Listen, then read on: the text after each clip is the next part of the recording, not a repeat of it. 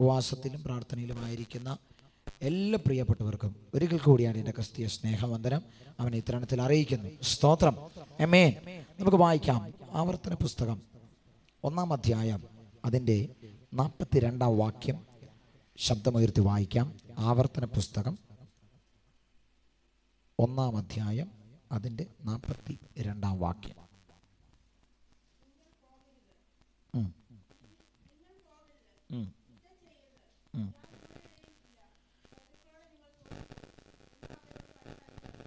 ആമേൻ. സ്തോത്രം. നിങ്ങൾ, എന്നാൽ യഹോവ എന്നോട് നിങ്ങൾ പോകരുത്, യുദ്ധം ചെയ്യരുത്. അടുത്തത് പറയുന്നു, ഞാൻ നിങ്ങളുടെ ഇടയിൽ ഇല്ല. അടുത്തത് പറയുന്നു, ശത്രുക്കളോട് നിങ്ങൾ തോറ്റുപോകും എന്ന് അവരോട് പറക എന്ന് കൽപ്പിച്ചു. സ്തോത്രം. ഇന്ന് പകൽ ഉപവാസത്തോടെ പ്രാർത്ഥനയോടെ ഇരിക്കുന്ന ദൈവജനമേ, നമുക്കൊരു തിരിച്ചറിവുണ്ടായിരിക്കണം. എന്താണ്? നമ്മുടെ നടുവിൽ, നമ്മുടെ ഇടയിൽ ദൈവമുണ്ടോ? ദൈവം, യഹോവയായ ദൈവം ഉണ്ടോ? ആമേൻ. സ്തോത്രം. സാധാരണമായ സംഭവങ്ങൾ സൃഷ്ടിക്കപ്പെടുന്ന, ഉളവാകുന്ന, ഉണ്ടാകുന്നതായ മീറ്റിങ്ങുകൾക്കകത്ത് വാട്സുകൾ കൂട്ടിവെച്ച് നിറഞ്ഞ ശബ്ദ ശ്രവണികൾ അടുക്കി വെച്ച് അതിനകത്ത് മേൽക്കോയ്മ കാണിച്ച്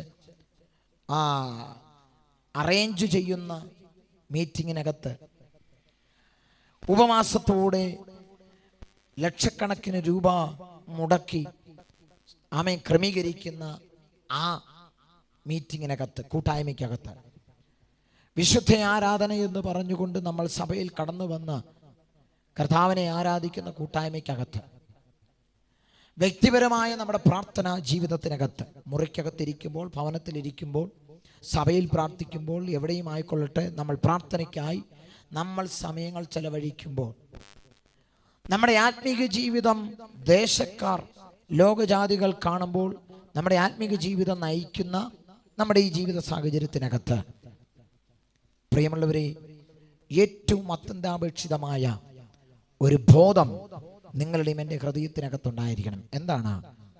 നമ്മുടെ ഇടയിൽ ദൈവമുണ്ടോ? നമ്മുടെ ഇടയിൽ അവൻ്റെ സാന്നിധ്യമുണ്ടോ? നമ്മുടെ ഇടയിൽ അവൻ്റെ സാമീപ്യമുണ്ടോ?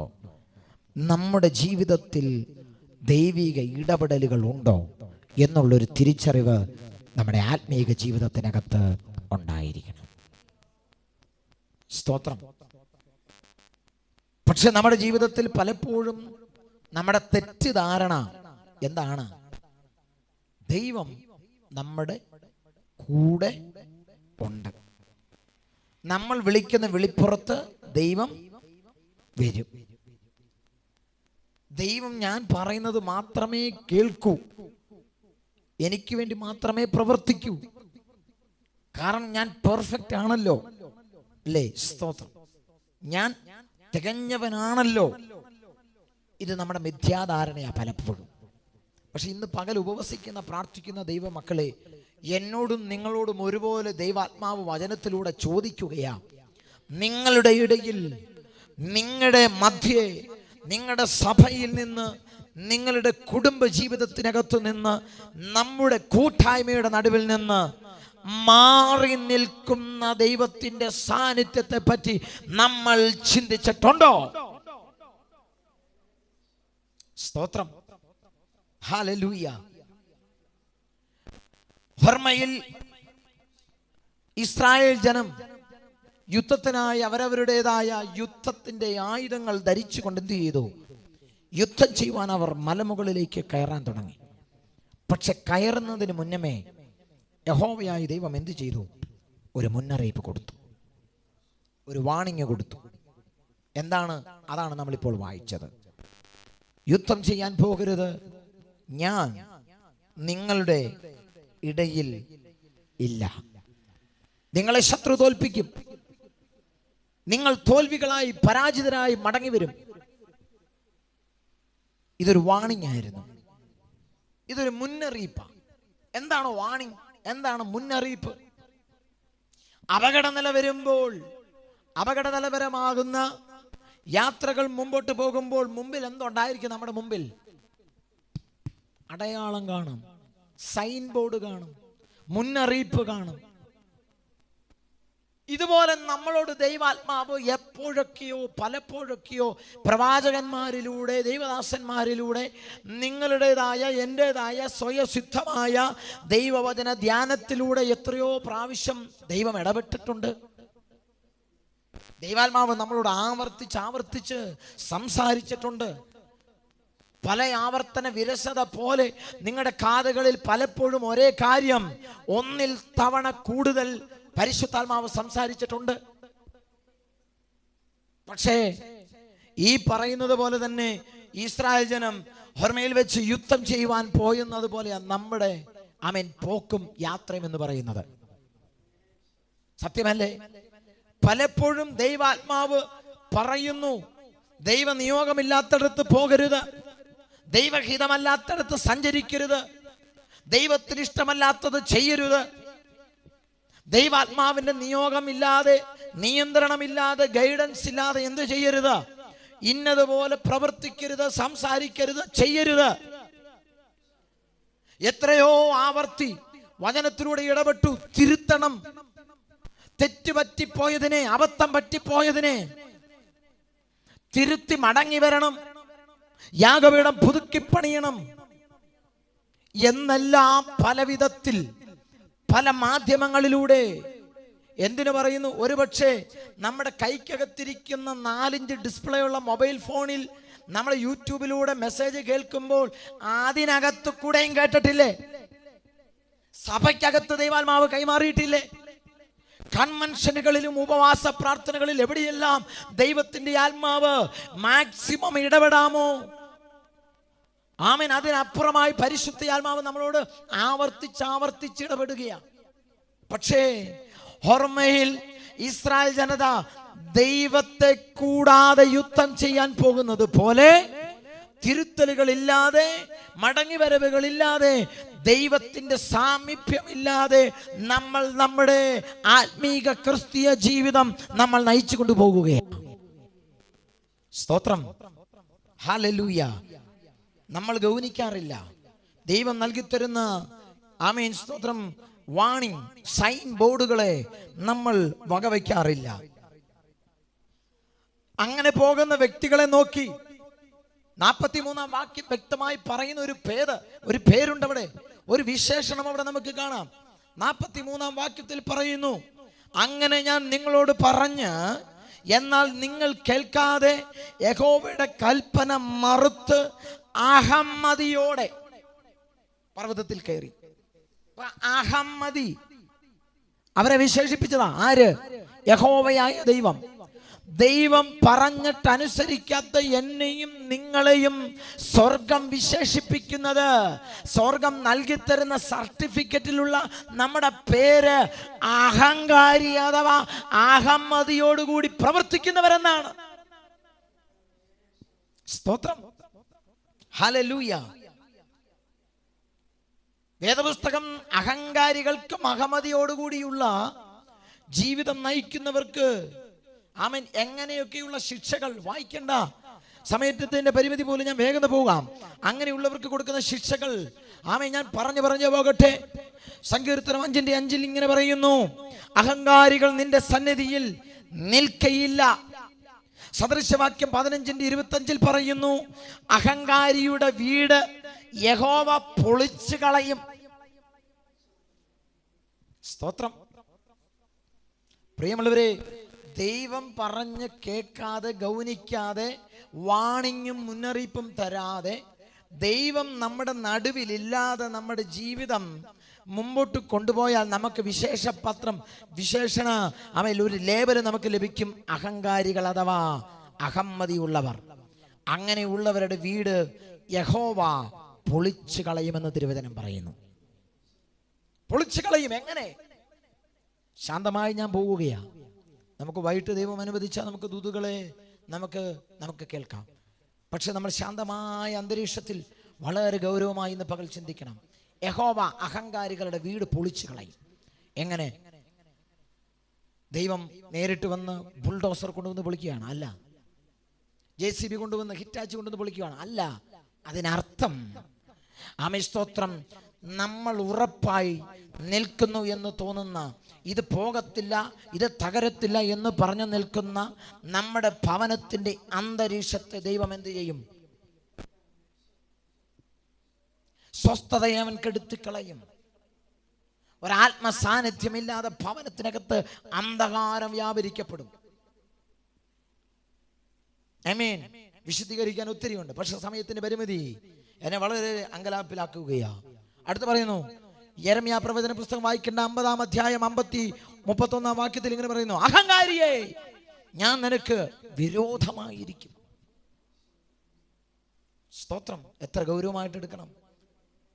ഹല്ലേലൂയ എന്ന് സൈനികരുടെ യഹോവയായ കർത്താവിന്റെ അരുളപ്പാട്.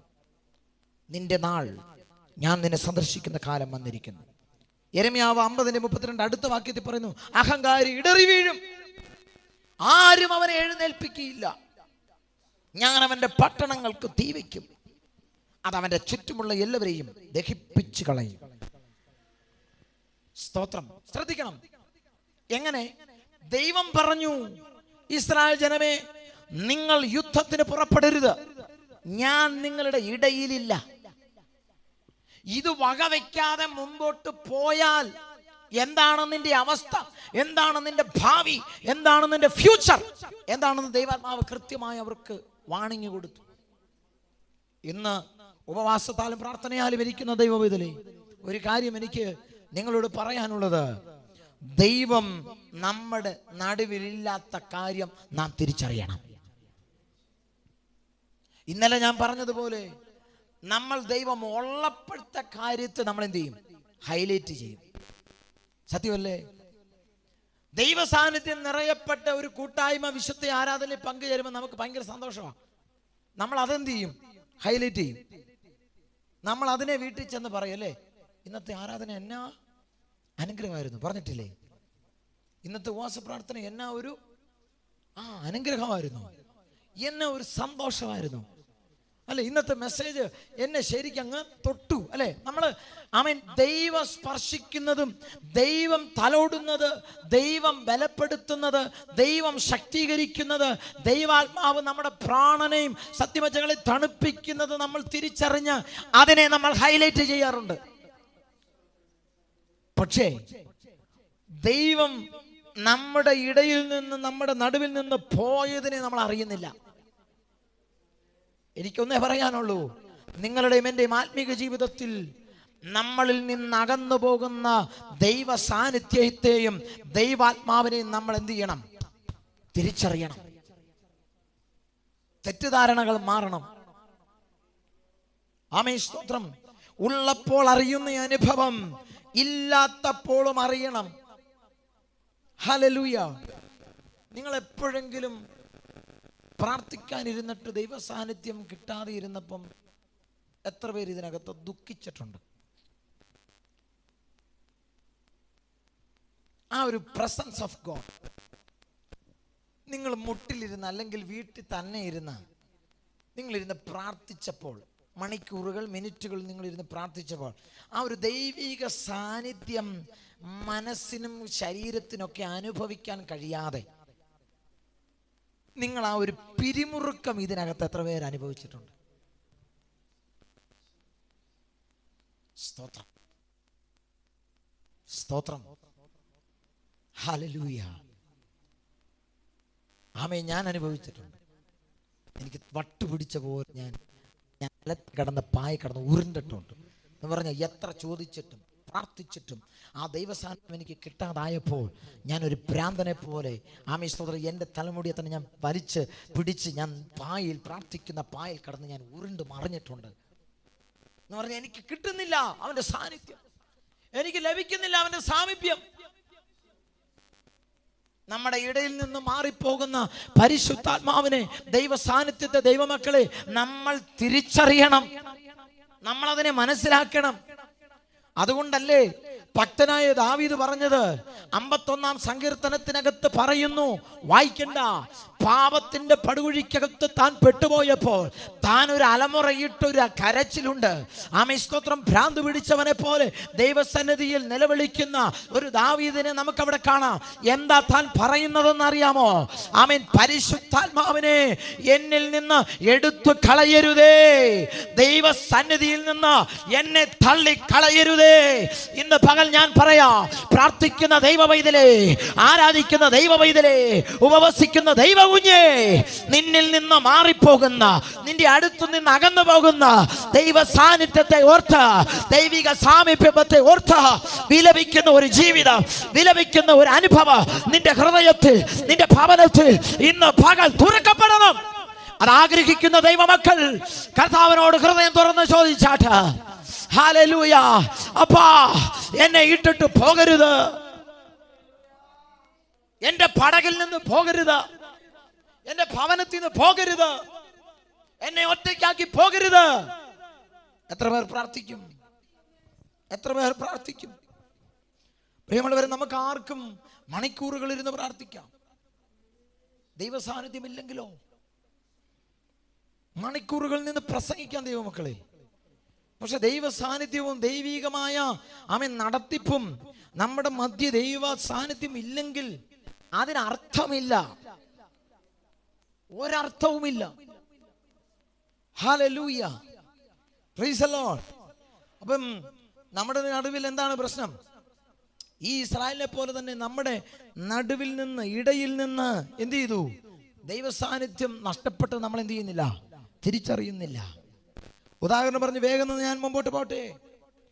ഇസ്രായേൽ രാജാവ്, ആദ്യത്തെ രാജാവ് നമുക്കറിയാം, ആമേൻ, സ്തോത്രം, ശൗൽ. ആ ശൗലിനെ ശമൂവേൽ പ്രവാചകൻ എന്ത് ചെയ്തു? തലയിൽ തൻ്റെ പക്കലുണ്ടായിരുന്നതായ തൈലപാത്രം എടുത്ത് എന്ത് ചെയ്തു? തൻ്റെ മേൽ ഒഴിച്ച്, ആമേൻ, അവനെ ചുംബിച്ച് ചേർത്ത് പിടിച്ച് എന്ത് ചെയ്തു? അവനെ അഭിഷേകം ചെയ്തു. അഭിഷേകം ചെയ്ത ശമൂവേൽ ശൗലിനോട് പറഞ്ഞു, നീ എന്ത് ചെയ്യണം? നിന്നെ കുറിച്ച് നിന്റെ അപ്പൻ വേവലാതിയോടെ ഇരുന്നില്ലേ? പക്ഷെ ഇപ്പോൾ അങ്ങനെയല്ല. കഴുതയെ കുറിച്ച് വേവലാതിയോടെ കഴിഞ്ഞ നിന്റെ അപ്പൻ ഇപ്പോൾ കഴുതയെ പറ്റിയല്ല വേവലാതിയോടെ ഇരിക്കുന്നത്, നിന്നെ കുറിച്ചാണ് വേവലാതിയോടെ ഇരിക്കുന്നത്. സ്തോത്രം. എന്നിട്ട് ശമൂവേൽ പ്രവാചകൻ ശൗലിനെ അഭിഷേകം ചെയ്തിട്ട് തന്നെ എന്ത് ചെയ്തു? മടക്കി അയച്ചു. നമുക്കറിയാം, 1 ശമൂവേൽ 10:6 എടുത്തവർ വായിക്കാം. 1 ശമൂവേൽ 10-ാം അധ്യായം അതിന്റെ 6-ാം വാക്യം പെട്ടെന്ന് വായിച്ചാണ്. 1 ശമൂവേൽ 10-ാം അധ്യായം 6-ാം വാക്യം.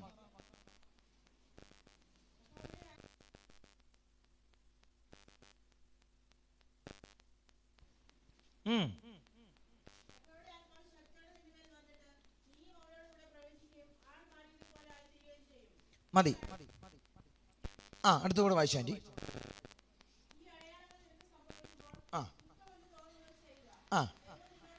നിങ്ങൾ നോക്കിക്കേ, ഏറ്റവും ആദ്യത്തെയും ഏറ്റവും അവസാനത്തെയും ആ വാക്കുകൾ നിങ്ങൾ ശ്രദ്ധിച്ചേ. ഒന്നാമത് പറയുന്നത്, യഹോവയുടെ ആത്മാവ് ശക്തിയോടെ നിന്റെ മേൽ എന്ത് ചെയ്യും? വന്നിട്ട്.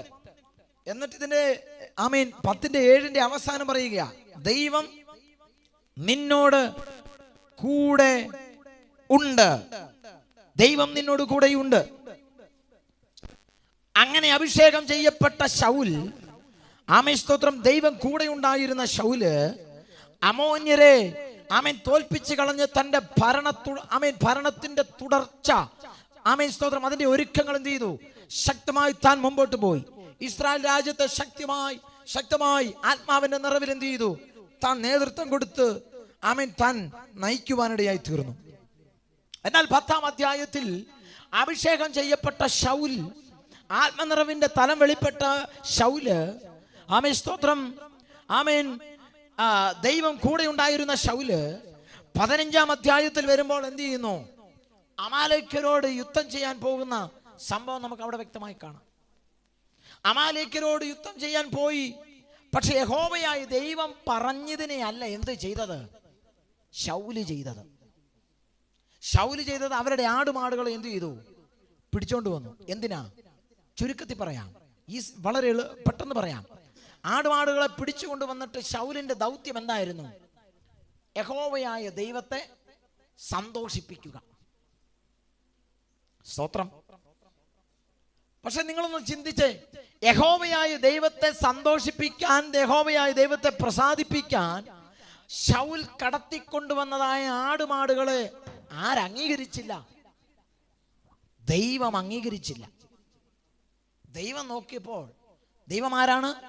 നീതിയോടെ ന്യായത്തോടെ വിധിക്കുന്നവൻ. ആ ദൈവം നോക്കിയപ്പോൾ എന്ത് ചെയ്തു?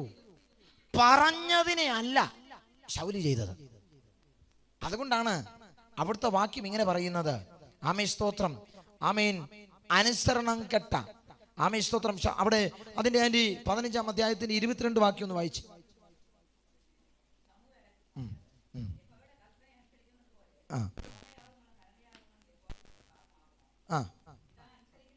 നോക്കിക്കേ, ഈ വാക്യം നിങ്ങൾ ശ്രദ്ധിച്ചോണം. ഇതാ അനുസരിക്കുന്നത് യാഗത്തെക്കാളും, ശ്രദ്ധിക്കുന്നത് മുട്ടാടുകളുടെ മേധസ്സിനെക്കാളും നല്ലത് എന്ന് പറഞ്ഞാൽ, അനുസരണമില്ലാതെ യാഗം കഴിച്ചാൽ, ദൈവത്തെ അനുസരിക്കാതെ, ദൈവം പറയുന്നതിനെ അനുകരിക്കാതെ, ദൈവം പറയുന്നതിനെ ഉൾക്കൊള്ളാതെ, ദൈവം പറയുന്ന മുന്നറിയിപ്പുകളെ അവഗണിച്ചുകൊണ്ട് യാഗം കഴിച്ചാൽ ദൈവം അംഗീകരിക്കുന്നതല്ല. വചനം പറയുന്നു, അനുസരണം യാഗത്തേക്കാൾ എന്ന് പറഞ്ഞാൽ 2 കൈയടി കുറഞ്ഞാലും വേണ്ടിയില്ല, ദൈവത്തെ അനുസരിക്കുന്ന വ്യക്തികളാകണമെന്ന് ദൈവാത്മാവ് എന്നെ കുറിച്ച് നിങ്ങളെ കുറിച്ചും ആഗ്രഹിക്കുകയാണ്. സ്തോത്രം. ഹല്ലേലൂയ. ആമേൻ. 15-ാം അധ്യായത്തിൽ ഇങ്ങനെ പറയുന്നു. എന്താണ്? ആമേൻ. ദൈവം പറഞ്ഞതിനെ അനുസരിക്കാതെ അനുസരണക്കേട് കാണിച്ച ശൗലിന്റെ മേൽ എന്ത് സംഭവിച്ചു? നോക്കിക്കേ, 16-ാം അധ്യായം വരുമ്പോൾ അവിടെ കാണുന്നു. ആമേൻ. കാട്ടിൽ കിടന്ന ഒരുവനെ ദൈവം എന്ത് ചെയ്തു? അഭിഷേകം ചെയ്തു. അപ്പൊ അവിടെ ചരിത്രം മാറുകയാ, സാഹചര്യം മാറുകയാ, സിറ്റുവേഷൻ മാറുകയാ. അഭിഷേകം ചെയ്യപ്പെട്ട ദാവീദ് ആമേൻ മുമ്പോട്ട് വന്നപ്പോൾ അവിടെ സംഭവിച്ച ഒരു കാര്യം എന്താണെന്നറിയാമോ? ആമേൻ, സ്തോത്രം. കാട്ടിൽ കിടന്ന ദാവീദിന് യഹോവയായ ദൈവം സിംഹാസനം പണിതപ്പോൾ, സിംഹാസനം ഒരുക്കിയപ്പോൾ അവിടെ വ്യക്തമായി പറയുന്നു, യഹോവയുടെ ആത്മാവ് എന്ത് ചെയ്തു? ശൗലിന്റെ മേൽ നിന്ന് വിട്ടുമാറി. 10-ാം അധ്യായത്തിൽ ശമൂവേൽ പ്രവാചകൻ മുഖാന്തരം അഭിഷേകത്തിന്റെ നിറവിനാൽ നിറയപ്പെട്ട ശൗൽ 16-ാം അധ്യായത്തിൽ അനുസരണക്കേട് കൊണ്ട് എന്ത് ചെയ്തു? തന്റെ മേൽ നിന്നുള്ള ആത്മനിറവ് നഷ്ടപ്പെട്ടു. അവന്റെ മേലുള്ള ദൈവാത്മാവ് നഷ്ടപ്പെട്ടു. പകരം ആര് കയറി? സ്തോത്രം. ദുരാത്മാവ് അവിടെ കയറി. ഹല്ലേലൂയ. ദൈവാത്മാവ് വിട്ടുമാറിയ ശൗലിന്റെ മേൽ പിന്നെ ഏതാത്മാവാ? പക്ഷെ ശൗലിന് യുദ്ധത്തിന്, പോരിനും കുറവല്ലോ വന്നോ? സ്തോത്രം. അപ്പൊ ദൈവം അവന്റെ മേൽ നിന്ന് എന്ത് ചെയ്തു? ദൈവാത്മാവ് എന്ത് ചെയ്തു? ശൗലിന്റെ മേൽ നിന്ന്, എന്റെ കൂടെ നിങ്ങൾ വാ, എന്ത് ചെയ്തു? വിട്ടുമാറി. പുള്ളി എന്ത് ചെയ്യുന്നില്ല, അത് അറിഞ്ഞിട്ടില്ല. സെയിം സിറ്റുവേഷൻ നമ്മുടെ ഇടയിൽ. ദൈവ സാന്നിധ്യം നഷ്ടപ്പെട്ട, ദൈവാത്മാവ് നഷ്ടപ്പെട്ട അനുഭവത്തെ നമ്മൾ എന്ത് ചെയ്യണം? ഉദാഹരണം, ഹൈ സ്പീഡിൽ കറങ്ങുന്ന ഫാൻ, ഹൈ സ്പീഡിൽ കറങ്ങുന്ന ഫാൻ ആ സ്വിച്ച് നോണ ഓഫ് ചെയ്താൽ എന്ത് ചെയ്യും? സഡൻ നിൽക്കുവോ? കുറച്ച് റൊട്ടേറ്റ് ചെയ്യും അല്ലേ? ദൈവാത്മാവ് നഷ്ടപ്പെട്ട നമ്മളെ, ദൈവ സാന്നിധ്യം നമ്മുടെ നടുവിൽ നിന്ന് നഷ്ടപ്പെട്ട നമ്മൾ എന്ത് ചെയ്യും? ഇതുപോലെയാ, മെയിൻ ഓഫ് ചെയ്താലും കറങ്ങും കുറച്ച്. ഇന്ന് പകൽ ഞാനൊരു കാര്യം പറയാം. ആമേൻ. അഭിഷേകം പ്രാപിച്ച ദൈവ പൈതലേ, നമ്മുടെ നടുവിൽ നിന്ന്, നമ്മുടെ ഇടയിൽ നിന്ന്, നമ്മുടെ ജീവിതത്തിൽ നിന്ന്, നമ്മുടെ കുടുംബത്തിൽ നിന്ന്, നമ്മുടെ സഭയിൽ നിന്ന് ദൈവ സാന്നിധ്യം, ദൈവാത്മാവ് നഷ്ടപ്പെട്ടോ എന്നുള്ള തിരിച്ചറിവ് എന്ന് നമ്മുടെ ഹൃദയത്തിൽ, നമ്മുടെ ജീവിതത്തിൽ, നമ്മുടെ ചിന്തകളിൽ നമ്മൾ ബോധ്യപ്പെട്ട് അതിനനുസരിച്ച് അടുത്ത ചുവടുകൾ എടുത്തു വെക്കുന്നോ, അന്ന് നമ്മൾ എന്ത് ചെയ്യും? രക്ഷപ്പെടും. ഹല്ലേലൂയ. അംഗീകരിക്കുന്ന എത്ര ദൈവമക്കൾ ഇതിനകത്തുണ്ട്? ആമേൻ, സ്തോത്രം. ദൈവാത്മാവ് നഷ്ടപ്പെട്ട ശൗൽ എന്ത് ചെയ്തു? വീണ്ടും താൻ തന്നെയാണ് രാജാവ് എന്നുള്ള ചിന്തയിൽ എന്ത് ചെയ്തു? പക്ഷെ വചനം പഠിച്ചാൽ നമുക്കറിയാം, യഹോവയായ ദൈവം അവനെ രാജാവാക്കിയതിൽ ദുഃഖിച്ചു എന്നാ പറയുന്നത്. ദൈവ സാന്നിധ്യം നഷ്ടപ്പെട്ട ശൗൽ, ദൈവാത്മാവ് നഷ്ടപ്പെട്ട ശൗൽ. അപ്പൊ ദൈവാത്മാവ് ശൗലിന്റെ മേൽ നിന്ന് മാറിയപ്പോൾ എന്ത് ചെയ്തു? തന്റെ മേൽ ദുരാത്മാവ് കയറി. ഒരു കാര്യം ഞാൻ പറയാം, നമ്മുടെ ജീവിതത്തിൽ, നമ്മുടെ സഭയ്ക്കകത്ത്, കുടുംബത്തിനകത്ത്, നമ്മുടെ വ്യക്തിപരമായ ജീവിതത്തിനകത്ത്, നമ്മുടെ പ്രാർത്ഥനാ ജീവിതത്തിൽ, ആരാധന ജീവിതത്തിൽ, ആത്മീക ജീവിതത്തിൽ ദൈവാത്മാവ് നഷ്ടപ്പെട്ട ഏതാത്മാവ് കയറും? സ്തോത്രം. ഈ ദൈവാത്മാവ് കയറുമ്പോൾ മാത്രമല്ല നമ്മൾ തിരിച്ചറിയേണ്ടത്. ആമേൻ, ഹല്ലേലൂയ, ഹല്ലേലൂയ. ദൈവാത്മാവ് ആമേൻ ആമേൻ പ്രാപിച്ചിട്ട് ആമേൻ സ്തോത്രം യുദ്ധം ചെയ്ത ശൗൽ ജയിച്ചു. പക്ഷേ അതുപോലെ തന്നെ നമ്മൾ ദൈവാത്മാവ് പ്രാപിച്ചിട്ട് ആമേൻ സ്തോത്രം നല്ല അന്യഭാഷ പറഞ്ഞ് പാടി ആരാധിച്ച് കൊട്ടി മേളി ചാടി അവൻ എല്ലാം ചെയ്തു. പക്ഷേ ആമേൻ സ്തോത്രം ഇത് നഷ്ടപ്പെട്ടപ്പോഴും താൻ തിരിച്ചറിയുന്നില്ല. ഹല്ലേലൂയ. ഞാനൊരു കാര്യം പറയാം, ദൈവാത്മാവ് നിങ്ങളുടെ ജീവിതത്തിൽ നിന്ന് എവിടെ വിട്ടുപോകുന്നോ അവിടെ ദുരാത്മാവ് കയറും. ഇന്ന് പകൽ ഞാൻ നിങ്ങളോട് ഒരു വാണിംഗ് ആയിട്ട് പറയാം, നിന്റെ പെരയ്ക്കകത്ത് ദൈവ സാന്നിധ്യം നഷ്ടപ്പെട്ടിട്ടുണ്ടെങ്കിൽ ദൈവ കുഞ്ഞെ അതിനെ തിരികെ പിടിച്ചോണം. നിന്റെ വ്യക്തിപരമായ ജീവിതത്തിനകത്ത്, നിന്റെ ശുശ്രൂഷയ്ക്കകത്ത്, നിന്റെ പ്രാർത്ഥനാ ജീവിതത്തിനകത്ത്, നിന്റെ ആരാധന ജീവിതത്തിനകത്ത് ആമേൻ ആമേൻ ആമേൻ അവൻ ഇന്ന് പകൽ നിന്റെ തിരിച്ചറിവ്, നിന്റെ ബോധോദയം സംഭവിക്കട്ടെ. ഇന്ന് പകൽ ദൈവത്തോട് പ്രാർത്ഥിച്ചോ, ദൈവാത്മാവിന് വേണ്ടി കൊതിച്ചോ. അപ്പാ പിതാവേ, എന്റെ കുടുംബത്തിൽ നിന്ന്, എന്റെ തലമുറകളുടെ ഇടയിൽ നിന്ന്, എന്റെ കുടുംബ ജീവിതത്തിലെ, എന്റെ ഫാമിലി ലൈഫിൽ നിന്ന് അവൻ ദൈവ സാന്നിധ്യം നഷ്ടപ്പെട്ടെങ്കിൽ എന്നെ ഒന്ന് അറിയിക്കണം. കാരണം എന്താണ്? ഇടം കിട്ടിയാൽ കയറുന്ന ഒരുവനുണ്ട്. അവൻ എനിക്ക് പെർമിഷൻ കൊടുക്കാൻ താല്പര്യമില്ല, അവൻ എനിക്ക് അനുവാദം കൊടുക്കാൻ താല്പര്യമില്ല. എനിക്ക് ദൈവാത്മാവിൽ നടക്കണം, എനിക്ക് ദൈവാത്മാവിൽ ജീവിക്കണോ. Hallelujah, hallelujah. റോമാലേഖനം പറയുന്നു, ദൈവാത്മാവ് നടത്തുന്നവരത്രേ ദൈവമക്കൾ. സ്തോത്രം. എല്ലാരും ദൈവമക്കൾ, എല്ലാരും ദൈവമക്കളാണോ? നമ്മൾ പറയാണ്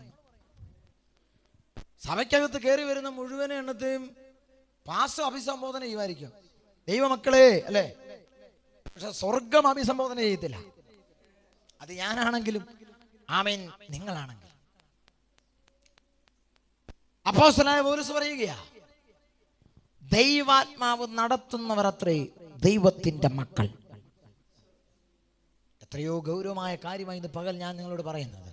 എത്ര പേർ അതിനെ സീരിയസ് ആയിട്ട് എടുക്കുന്നു, ഗൗരവമായി എടുക്കുന്നുണ്ടെന്നൊന്നും എനിക്കറിയത്തില്ല. പക്ഷെ ഞാൻ പറയാം, നമ്മൾ പ്രാപിക്കുന്നതിന് മുന്നമേ നമ്മുടെ അടിത്തറ പണിയണം. നമ്മൾ ഉയരാൻ കൊതിക്കുന്നതിന് മുന്നമേ നമ്മുടെ അടിത്തറ പണിയണം. ആമേൻ, അടിത്തറ സ്ട്രോങ് ആകണം.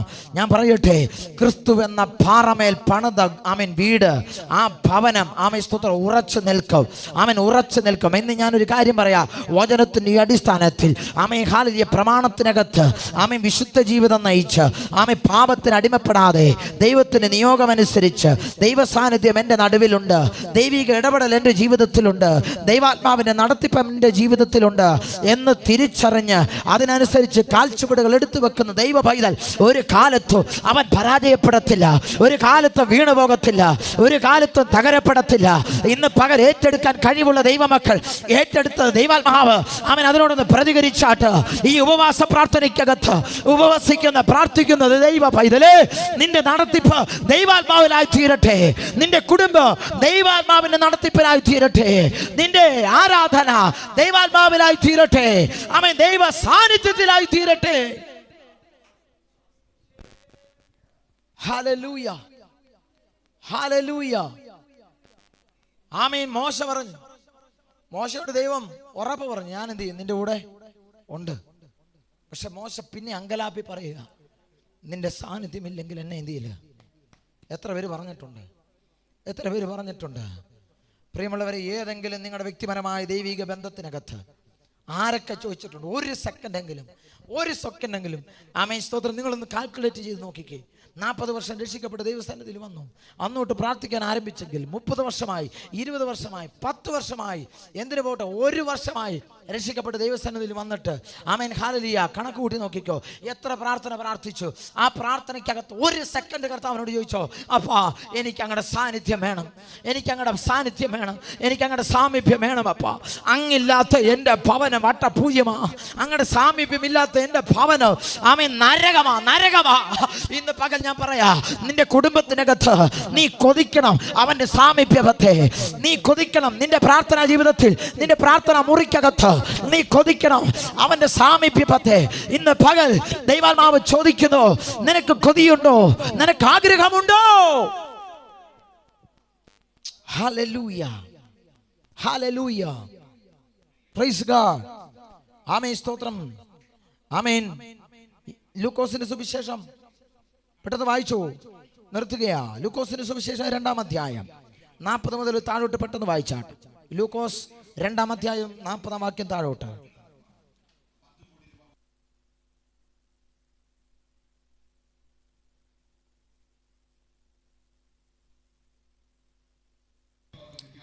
യെസ്, പൈതൽ വളർന്നു, ജ്ഞാനം നിറഞ്ഞു. നിങ്ങൾ ശ്രദ്ധിച്ചേ, ഇവിടെ ശ്രദ്ധിക്കണേ, ആന്റി വായിച്ചോളും. പൈതൽ വളർന്നു. ആര് വളർന്നു? യേശു വളർന്നു, ജ്ഞാനം നിറഞ്ഞു, ആത്മാവിൽ ബലപ്പെട്ടു പോകുന്നു. ദൈവകൃപ യേശുവിന്റെ മേലുണ്ടായിരുന്നു.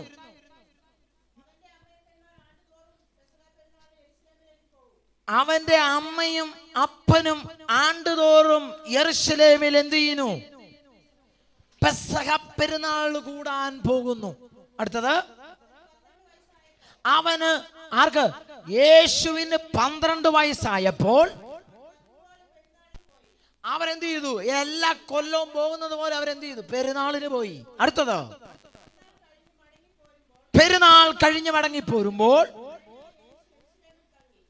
ആര് തങ്ങി? ബാലൻ യേശു എവിടെ തങ്ങി? യെരൂശലേമിൽ തങ്ങി. അടുത്തത് ശ്രദ്ധിച്ച് നിങ്ങൾ കേട്ടോണം. സ്വന്തം അപ്പനും അമ്മയും അറിഞ്ഞില്ല യേശു യെരൂശലേമിൽ തങ്ങിയത്. അടുത്തത് നോക്കിക്കേ, യേശു കൂട്ടത്തിലുള്ളവരുടെ കൂട്ടത്തിൽ എവിടെയോ ഉണ്ടെന്നുള്ള ധാരണയാൽ യോസേഫും മറിയം എന്ത് ചെയ്തു? യാത്ര ചെയ്തുകൊണ്ടിരുന്നു. അടുത്തത്, അന്വേഷിച്ചു, തിരക്കി. നോക്കിക്കേ, കാണാതെ വന്നപ്പോൾ അവരെങ്ങോട്ട് പോയി? യെരൂശലേമിലേക്ക് മടങ്ങിപ്പോയി. എത്രാമത്തെ വാക്യം ഇപ്പൊ വായിച്ചേ? 45. അടുത്തത് കൂടെ.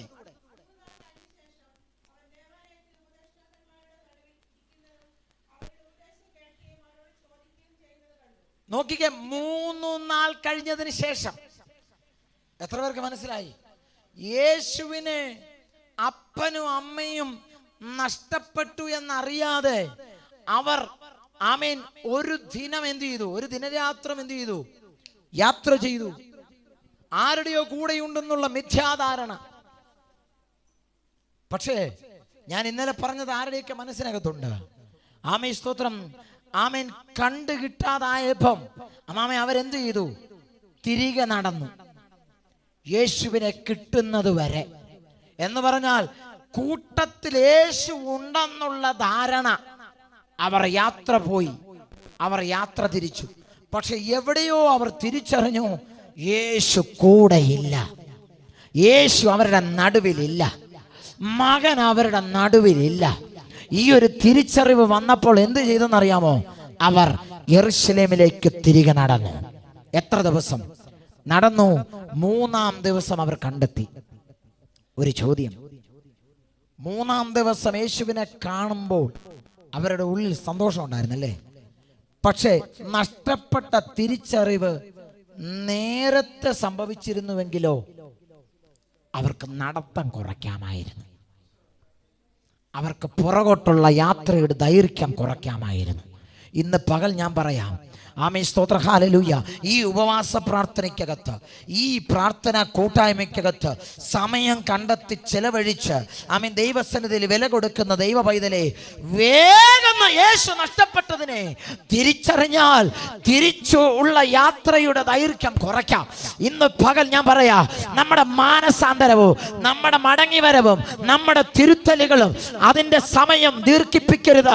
അത് നമ്മളെ അപകടത്തിലാക്കും. ഇന്ന് പകൽ തിരിച്ചറിയുന്ന ദൈവമക്കൾ അവൻ ആ കർത്താവിനോട് പറ, അപ്പാ പിതാവേ, എനിക്ക് വേഗം തന്നെയുള്ള ഒരു തിരിച്ചറിവ് എന്റെ ഹൃദയത്തിന്റെ അകത്തളങ്ങളിൽ നൽകി തരണം. പ്രാർത്ഥിക്കാൻ കഴിയുന്ന ദൈവമക്കൾ പ്രാർത്ഥിച്ചാട്ട്. ആമേൻ. വീട്ടിൽ പോകാൻ പറ്റുന്നവരൊക്കെ പൊക്കോ, കുഴപ്പമില്ല. ഞാൻ ഇവിടെ ഇരുന്ന് പ്രാർത്ഥിക്കാൻ വന്നതാ, ഞാൻ ഉപവസിക്കാൻ വന്നതാ, ഞാൻ ആരാധിക്കാൻ വന്നതാ. യേശു നിന്റെ ജീവിതത്തിൽ നിന്ന് വിട്ടുപോയത് നീ തിരിച്ചറിഞ്ഞാൽ നീ യാത്ര തിരിച്ചു വരുന്നത് അതിന്റെ ദൈർഘ്യം കുറയ്ക്കാം. ഇല്ലെങ്കിൽ നീ മൈലുകൾ താണ്ടേണ്ടത് വരും, ഇല്ലെങ്കിൽ മൈലുകൾ നടക്കേണ്ടത് വരും. ഒരു തിരിച്ചറിവ് ഇന്ന് പകൽ നിന്റെ ഹൃദയത്തിൽ സംഭവിക്കട്ടെ. Yes yes yes. കരഞ്ഞ് പ്രാർത്ഥിച്ചു, അലമുറയിട്ട് പ്രാർത്ഥിച്ചു. അപ്പാ, ദൂരസ്ഥ ഞാൻ പോയി, ആമേൻ, അങ്ങേ വിട്ടിട്ട് ഞാൻ പോയി. എനിക്ക് വേഗം അങ്ങയുടെ അടുക്കൽ വരണം. അങ്ങയുടെ സാന്നിധ്യം നഷ്ടപ്പെട്ടത് ഞാൻ തിരിച്ചറിഞ്ഞില്ല. അങ്ങയുടെ സാമീപ്യം നഷ്ടപ്പെട്ടത് ഞാൻ തിരിച്ചറിഞ്ഞില്ല. എല്ലാവരും പാടിയപ്പോൾ ഞാൻ പാടി, എല്ലാവരും കൊട്ടിയപ്പോൾ ഞാൻ ശക്തമായി കൊട്ടി, എല്ലാവരും അന്യഭാഷ പറഞ്ഞപ്പോൾ ഞാനും മനോഹരമായ അന്യഭാഷ പറഞ്ഞു. പക്ഷേ കൂടെ നടന്ന യേശുവിനെ സ്വന്തം അപ്പനും അമ്മയും അറിയാതെ പോയതുപോലെ ഇല്ലെന്നുള്ള അറിവ്.